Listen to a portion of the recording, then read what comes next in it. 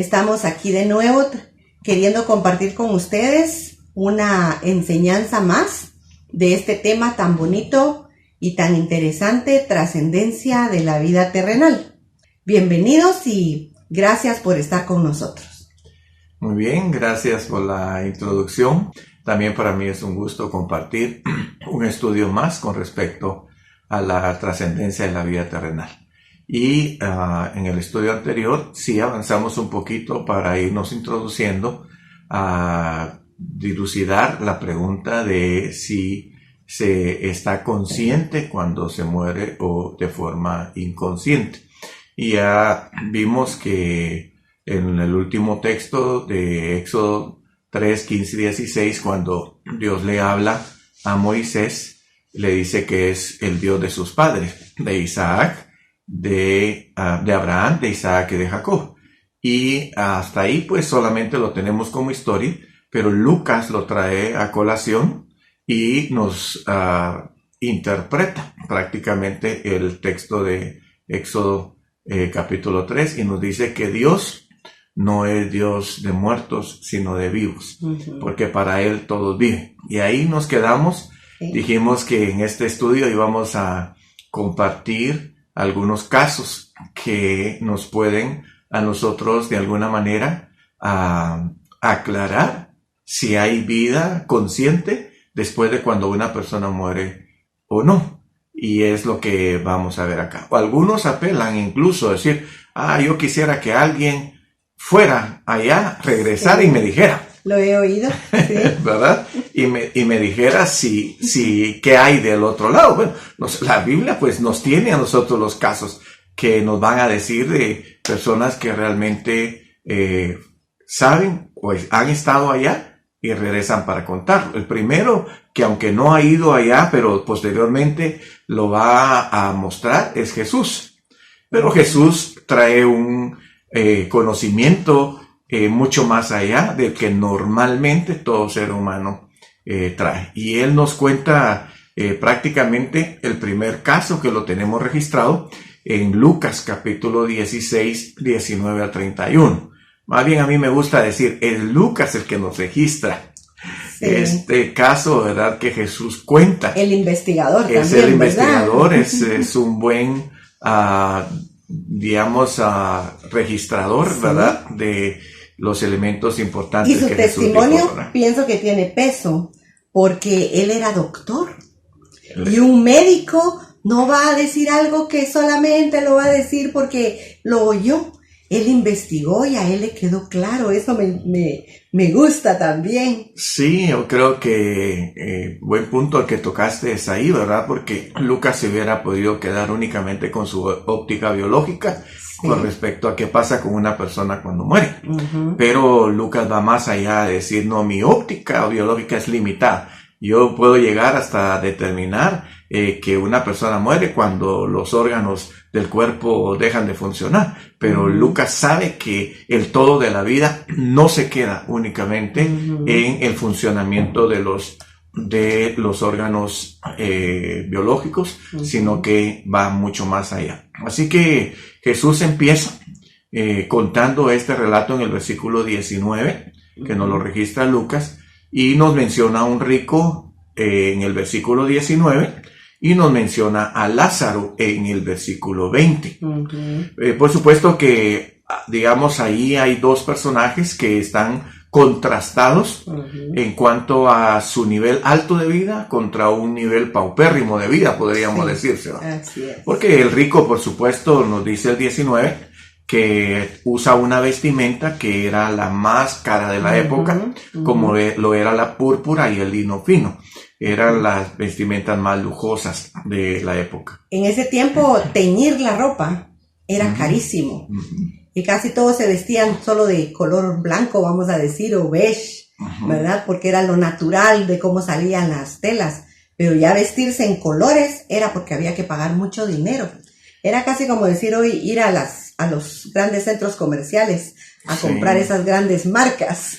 Sí, no vamos a mencionar marcas para no estar haciendo publicidad aquí gratis, ¿verdad? A las marcas. Pero sí, por supuesto, la gente que utiliza marcas sabe que es algo que tiene un costo y quizás hace sentir a la persona grande, ¿verdad? Decir, yo sí me puedo poner una ropa de marca. Yo a veces digo, eso pues algunos, tal vez no todos, ¿verdad? Tienen crisis de importancia y necesitan darse valor, ¿verdad? Con las cosas que usan o se ponen o se dan o presumen, ¿verdad? En este caso de las cosas que pueden usar. Pero al final lo mismo protege una vestimenta de marca que una vestimenta que no sea de marca. Pero bueno, este hombre sí se vestía de púrpura y de lino fino y luego nos dice que hacía banquetes. El banquete pues ese es una mesa que se puede decir donde hay de todo. Es bastante prominente, digamos, un banquete. Si tú vas a un restaurante y dices, usted quiere pagar por banquete, quiere decir, o buffet, al estilo buffet, usted puede comer de todo lo que usted quiera. Sí. ¿Verdad? Hasta donde la barriga aguante, ¿verdad? Pero este hombre hacía banquetes y decía que lo hacía con esplendidez, o sea, al punto del derroche. El punto, digamos, de la historia que Jesús cuenta, ya es que en el versículo 20, contrastado con el rico, nos cuenta que Lázaro es un personaje que no tiene ni siquiera que comer, al punto de desear las migajas, nos dice el 21, que caían de la mesa del rico. Eso significa que el rico tenía para derrochar la comida, pero no tenía el corazón para poder brindarle un pan a Lázaro que estaba ahí en la puerta de su casa. Y luego nos dice a nosotros el versículo 20 que está lleno de llagas. Sí. O sea, un hombre enfermo, o sea, está totalmente necesitado. Yo diría es la representación del estado más bajo de una persona. Sí. Enfermo y no tiene la capacidad de producir, pero ni siquiera una migaja, porque él llega a desear las migajas que caían, digamos, de la mesa de este rico. Ahora, en este aspecto de contraste quiero mencionarte dos aspectos muy importantes. Uno es que el criterio de la época, del religioso de la época, creía que la condición económica de una persona manifestaba su relación con Dios. Sí. O sea, si yo estoy bien económicamente, entonces yo tengo una buena relación con Dios. Pero el pobre, el que no tiene dinero, lo único que está manifestando es que tiene una relación pésima con Dios. Ese era el criterio que se manejaba en la época. Bueno, y diría yo que todavía alguno creerá algo por el estilo, tal vez ya no del rico, porque ahora tristemente si alguien tiene mucho dinero de la nada, dicen, está traficando cocaína. Bueno, sí, ahora. Pero del pobre, si alguien está en condiciones muy, muy malas, se dice algo así como, él de plano no depende de Dios. Y son ideas y criterios que han traspasado los tiempos, ¿verdad? Claro, o no cuentan con la bendición de Dios. Entonces Jesús empieza a hacer ese relato de esta historia porque quiere mostrar precisamente que el criterio humano no es necesariamente el criterio de Dios. Amén. Entonces el rico pues tenía ese criterio y tal vez se sentía arrogante o presumido en relación y por eso desatendía quizás a Lázaro de no brindarle ni siquiera un plato de comida. Sin embargo, era parte de la ley. Por supuesto, ese era el otro punto que te iba a mencionar, que la ley sí les establecía a los judíos y no digamos a los religiosos basados en la ley, que ellos debían de hacerse de alguna manera cargo de los pobres o deberían de atender las necesidades de los pobres. Ser misericordiosos. Ser misericordiosos y ser generosos. Incluso el que tenía una hacienda, por ejemplo, y recogía una cosecha, la ley establecía que ellos tenían prohibido recoger toda la cosecha, sino que debían de dejar parte de la cosecha en el suelo para que el pobre llegara y pudiera recogerla y alimentarse de esa manera. Así es. Entonces sí, la ley les establecía. Así que yo creo que lo que presenta el inicio de la historia no es tanto si una persona tiene o no tiene, sino es cómo esta persona, de acuerdo a lo que tiene, sabe aplicar los lineamientos y los parámetros que Dios estableció en su palabra, en su ley, en este caso, que es la que está de alguna manera rigiendo la conducta religiosa de la época. Así que esos dos puntos muy importantes. Lázaro llega a tener una condición de enfermedad, de tener una llaga, nos dice el versículo 21, y nos habla de que los perros llegan y le lamen las llagas. Es como cuando uno de alguna manera, si se golpea un dedo, se lo chupa, ¿verdad? Para que le alivie el dolor, ¿verdad? Para más los perritos tenían compasión de él, ¿verdad? Sí, que llegaban como a lamerle las llagas para suavizarle prácticamente el dolor de las... Así que esta escena es una escena que Jesús la cuenta estando sobre la tierra. Pero luego en el versículo 22 va a cambiar la escena por un suceso que yo le llamaría el suceso del mayor conflicto existencial de toda persona. Y es la muerte. En el versículo 22 nos dice que el mendigo muere. Y bueno, si se murió Lázaro, que no tenía para comer, que estaba enfermo, pues no era de extrañarse. Ahora en el versículo 22, Lucas se ha tomado el tiempo de aportar un poco más en su declaración y dice que Lázaro es llevado por los ángeles al seno de Abraham.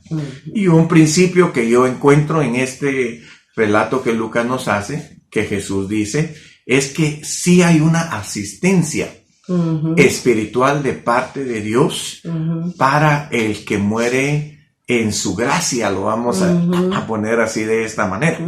Y quizás es un aliciente que todo el que le tiene miedo a la muerte puede tener, que ese traslado, ese tramo que te pasa del estado de la tierra al estado trascendente, digamos, de la muerte, va a haber alguien que le asiste para que no tenga el miedo, porque especial, ¿verdad? Y aquí, por ejemplo, en este caso, no es tanto de que la muerte le produzca dolor al creyente, porque no es que le produzca dolor, sino que le produce miedo, porque se enfrenta a una esfera que no conoce, desconocida, digamos, para él. Eso es lo que provoca el miedo, ¿verdad? Sí. Es como cuando uno va a viajar por primera vez a otro país, ¿verdad? Nos vamos los que hemos tenido la experiencia de viajar y irnos a vivir a otro país, siempre va uno con cierto nerviosismo y cierto temor de no saber cuál será la experiencia que uno va a tener al lugar que uno no conoce. Claro. Y ahí es donde a algunos no les gusta viajar porque prefieren mejor lo viejo conocido que lo nuevo por conocer. Ahí. Pero el otro elemento que nos toca a la parte final del versículo 22 de Lucas es que nos dice que se muere el rico también. Ambos. Se muere el rico. Lo mismo que decía Salomón, ¿verdad? No importaba si era rico, pobre, animalito, que de todos modos todos se mueren. Ese es el punto de mayor conflicto existencial, porque una persona puede llegar a producir mucho dinero, pero no tiene la capacidad de evitarle llegar a la muerte. Sí. Entonces, eso de que se muriera el rico era extrañado, porque el rico podía tener dinero para los mejores médicos, la mejor medicina, el mejor tratamiento. Sí, porque no dice la Biblia que era viejito. No. De ninguno de los dos dice que fueran viejos como para decir, ya les tocaba morir, porque todos tenemos una edad donde Dios ya ha dicho, esto es lo que hay que vivir. Claro. Ya si el Señor le permite a uno más años es por misericordia, claro. Aunque como nosotros decimos, ¿verdad? Que el Señor tenga la misericordia de llevarnos cuando todavía estemos en capacidad de sostenernos y no que nos deje para que saber carga para quién seamos. Bueno, cuando avancemos un poquito más en el desarrollo del tema, a mí sí me gustaría compartir ciertos criterios que ya nosotros tenemos con respecto a cómo visualizamos la vida terrenal y cómo visualizamos la partida de la tierra también para con el Señor. Pero aquí, como estamos iniciando en los casos, todavía no hemos llegado al final, nos vamos a esperar un poquito para hacer esos comentarios. Sí.